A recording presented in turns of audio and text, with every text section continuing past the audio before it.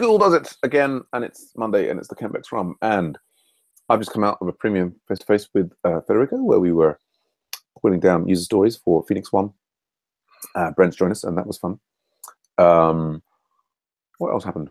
Oh yeah, we had the auto graders beta sizer meeting, and we got into a pretty intense discussion about minutia of the Rails intro assignment, and there's like over extra stuff for me to do. There's some other big stuff in Slack and for homework for the BDD Cucumber assignment that I got to work through.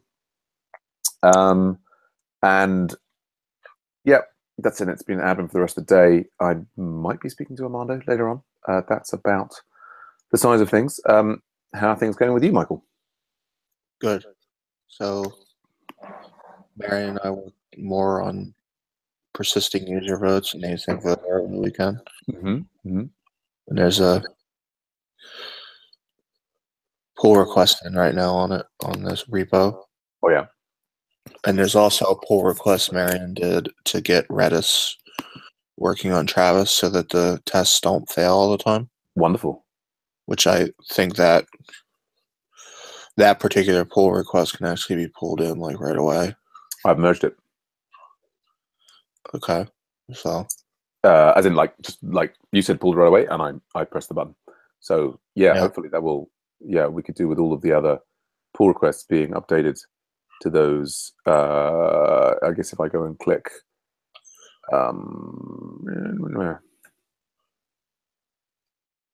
anyway, yes, that's fantastic to get the CI sorted. Yeah. Marion's interested in Hacktoberfest. Right. Yes, I did that last year. Did you actually get the shirt? I did. It was annoyingly too thin. I mean, so the one from Stripe was the same, and I've ended up like, I mean, I wore it a few times, but anyway, there's something about the thickness of the material. Like, I don't know. Anyway. So basically, we've got the persistence close to done. My only concern with it is that, as I said in the async voter channel, that it could potentially be a lot of trouble with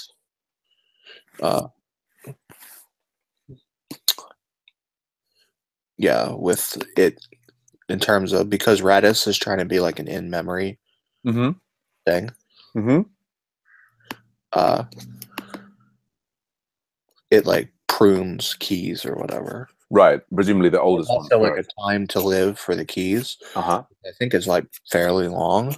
But it's not indefinite. I don't think it's like forever. Yeah.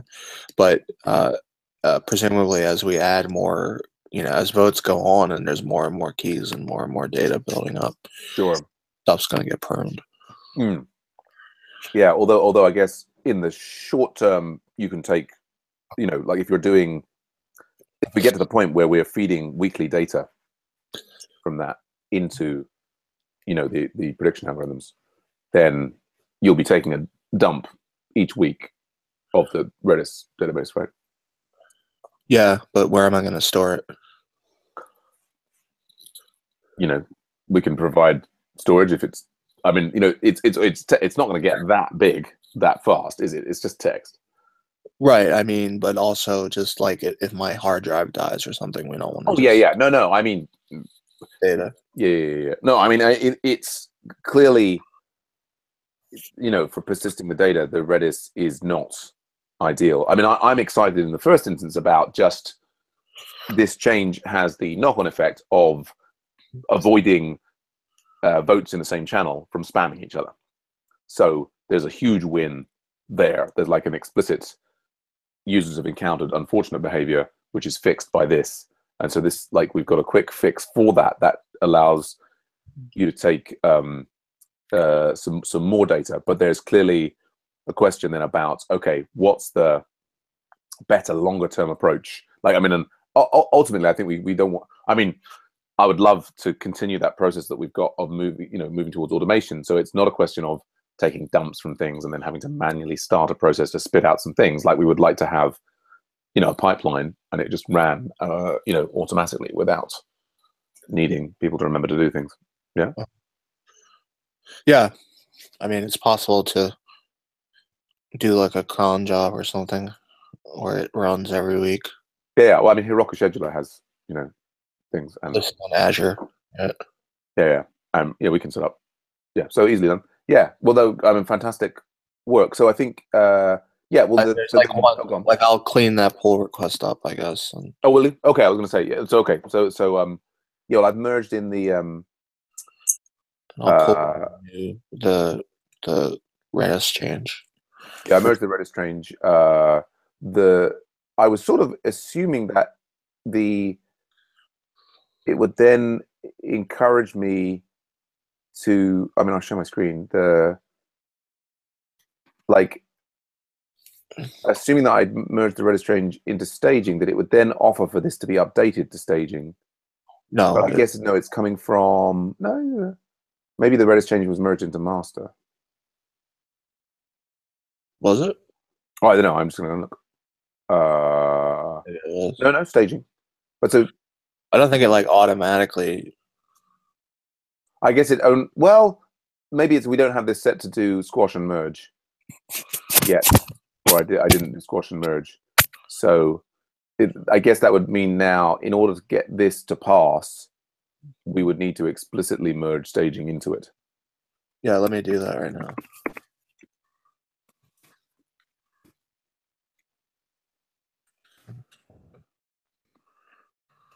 Status. Git merge. Git fetch version.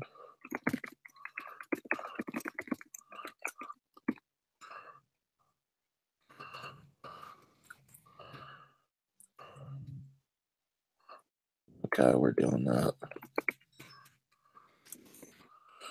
Right, I'm gonna push that.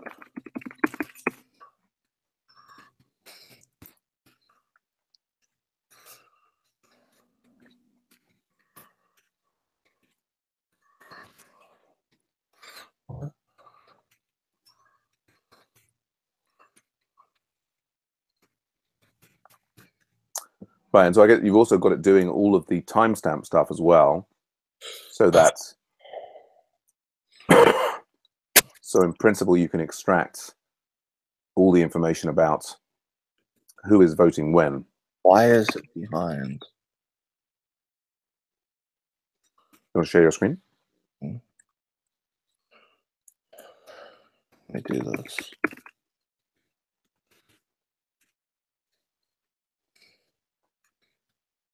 I don't know.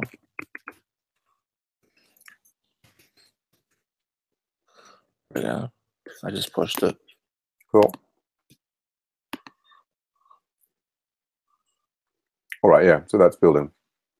So just saying, yeah, so you've got not just the persistence of the individual votes, but all the information. All right. Cool. At the moment, the mechanism that you're using to get the information is just taking a dump of the Redis cache. Yes, but it takes a little while for it to necessarily get written out, which made it frustrating. Oh, okay, right. For as a debug process. Yeah. Yeah. But I ended up mostly driving it from tests. Because I ended up basically putting console logs in. And then pushing it up to staging. And then I used the log feature with Daku and like saw what the incoming text really was. And basically it's when you initiate when it comes to the command route, when you initiate the command, it's the text that you provide. Right. But then the second time the text, when someone votes, does an action like revote or reveal, it's got that additional thing on it, like the add here, async, vote on, blah, blah, blah. So, but I ended up stripping that away. So that information that ends up being stripped away. Sensibly so. Yeah. Good show. Great. So I guess, yeah, I mean, the sooner we can get this into production, the sooner we will get all the details of the votes. Which is kind of why. The existing tests weren't like 100%. They were kind of misrepresentative of what was really coming into the text. Mm-hmm. Good show. Yeah, so that build has passed. You were saying you wanted to do some more cleanup on that pull request before it's merged? Yeah, I just want to separate the ID. Mm-hmm. Cool. Yeah. Well, just let me know when you want it reviewed. I might also do like instead of using someone's name. Mm-hmm. Instead of using someone's name, I don't know. Yeah, you might use something else. Okay, like their user ID from Slack or whatever. Yeah, but we're gonna have to. Yeah, cool. Great work. Yeah, wonderful to get that CI thing sorted. And well done. Yeah, exploring possibility there. Yeah, well, that's our Scrum then. I think I need to get on and just get all the other things I didn't do done yet, particularly AV 102. It's got a new week coming out this week. Yeah, I'll catch you later, I guess. All right, bye. Bye for now.